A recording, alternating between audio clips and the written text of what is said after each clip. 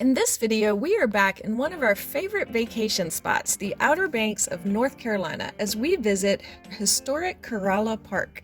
There's a lot to see here, so we will start in Historic Corolla Village. Much of the Outer Banks have seen a great deal of development to make space for residents and tourists alike in the form of beach houses, hotels, restaurants, and attractions. But in this area, extra care has been taken to preserve a glimpse at the way life used to be in the Outer Banks. This village features both restorations of old buildings from over 100 years ago, as well as some new buildings that were built in the style of homes from the past. One example of that is this first building, which currently houses a local realtor's offices.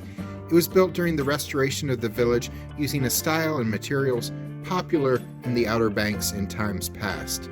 Next, we pass Island Bookstore, which was built in the former footprint of a general store, and it was designed to look like the old general store that once sat on this land.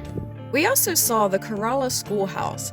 This one-room schoolhouse was built in 1890 and it opened for classes in the early 1900s. Children in all grade levels would meet together in one room. It actually reached its highest number of students in 1944 when 60 students attended the one-room, one-teacher school. But then the economy changed for various reasons, and by 1958 only 3 families were left living in the village, so the school was closed due to lack of students. After being restored in 1999, it was used to house museum exhibits for a while, but it's now once again used as a school, which was something they really needed because the nearest public school is a bus ride of about 2 hours away. In 1885, a one-room interdenominational chapel was built. It was dependent on traveling preachers for years, as the village was too small to support a permanent pastor. They met whenever a preacher was in town. Like the schoolhouse, it fell into disuse in the 1950s. A family bought the abandoned building in the 1960s with the hopes that one day it would again be used as a house of worship. Their hopes came true in the 1980s when it was open in the summers as a place of worship during the busy tourist season. By the end of the 80s, year-round services had begun, which have continued ever since, where services are now held every Sunday at 10 a.m. This chapel was lifted and moved across the street from its original location, where there have been a couple of additions to the building in recent years. This building, which now houses Corolla Village Market, which is a shop where local artists can sell their work, is called the Parker House, after the family that built it in the early 1900s. This building was also relocated to a plot of land further down the street. They used logs to roll the house down the street in the 1920s. The buildings in this area both restored older buildings and recreations of the types of buildings that were here once, now all house local businesses. In 2019, they opened Corolla Village Inn, a 12-room inn with beach access that allows you to stay right in the heart of historic Corolla Village. There were more historic buildings than we have time to show here, so definitely take a walk through the area if you visit Corolla so that you can check them out. A short walk away from the village on the water is the Outer Banks Center for Wildlife Education. It was closed due to COVID when we recorded this footage in December 2020, but has since reopened. So we haven't been inside yet ourselves, but we are told the center houses exhibits that feature the area's wildlife and history, including a large collection of duck decoys, as the area was first known as a hunter's paradise in the village's early days. There's also a short film about the landscape of the area, as well as some interactive displays. We have a lot more to show you, but first, if you're planning to take a trip to the Outer Banks, which we highly recommend, we have a playlist of our favorite places in the Outer Banks. Please check out our videos to see more highlights from this beautiful vacation destination.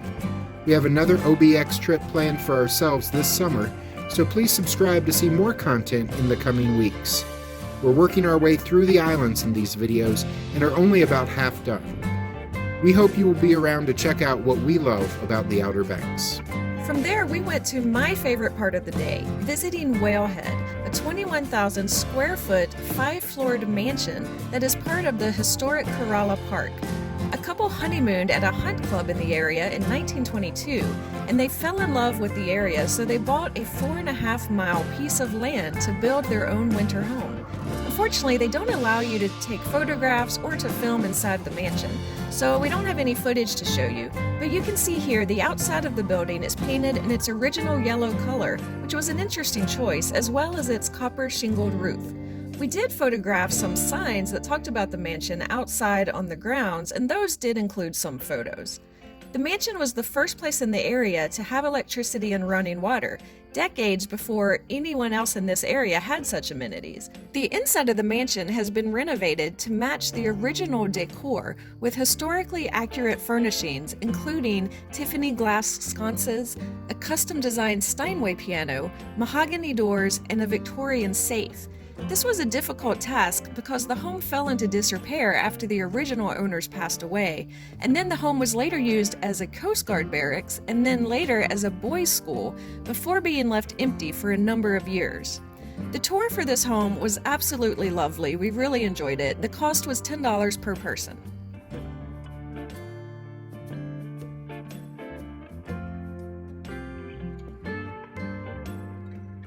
From there, we took a lunch break. There's an area with shops right across the street from Corolla Historic Park called Corolla Light Town Center.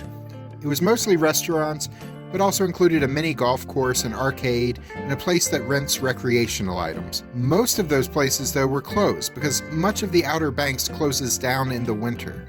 But we did find an open restaurant called Uncle Ike's. There were dollar bills hanging from the ceiling. Patrons can donate dollars, which are taken down a few times a year and donated to a ministry to Haitian orphans called Helping Haitian Angels. The menu was comprised of seafood, chicken, and sandwich dishes with a variety of drinks from the bar.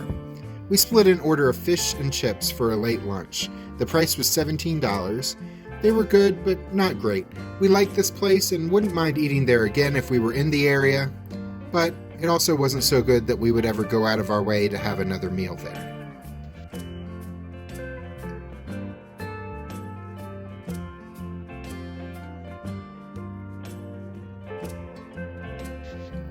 Next was the main event. The last thing in the park we hadn't seen yet was the Currictuck Beach Lighthouse.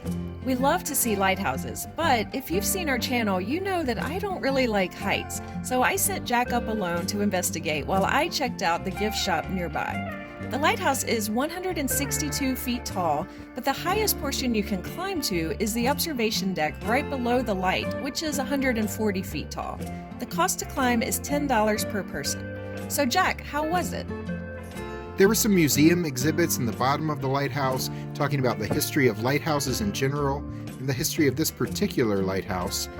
It's interesting that this village originally consisted of just the people who worked at this lighthouse and the nearby life-saving station and their families, and then the village grew from there. So the lighthouse, built in 1875, was kind of central to the village we had been touring all day. It was a long climb up spiral staircases. Each staircase consisted of about 24 steps with a platform at the top of it. You were instructed to wait at the platform and look up the next staircase to make sure no one was coming down before starting, because they were so narrow that it would be hard to pass someone along the way. Every few staircases there was a window so you could see the view out, with a sign telling you how high up you were.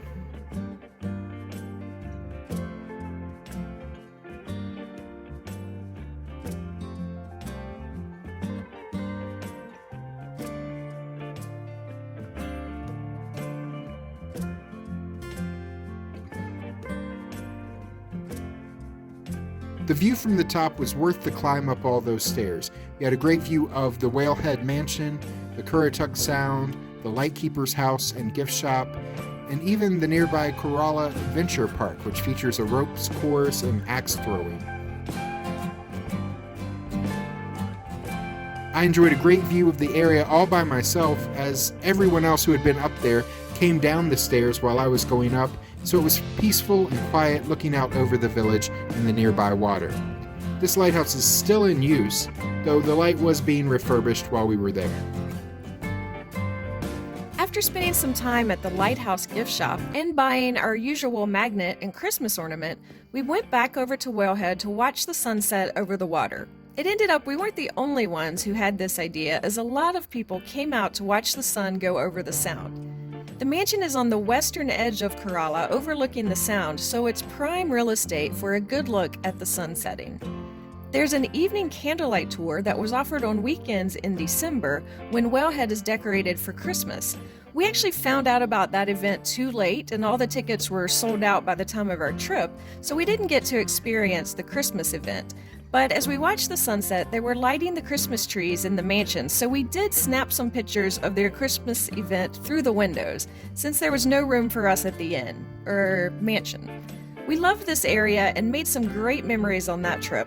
We spent a day touring this village, but it was also on this same trip that we did the Wild Horse Safari, which we also loved. That video is also in our playlist, but we'll provide a separate link above. If you enjoyed this video, please click the like button. I'm Alice. And I'm Chad. And we'll see you the next time we're traveling through.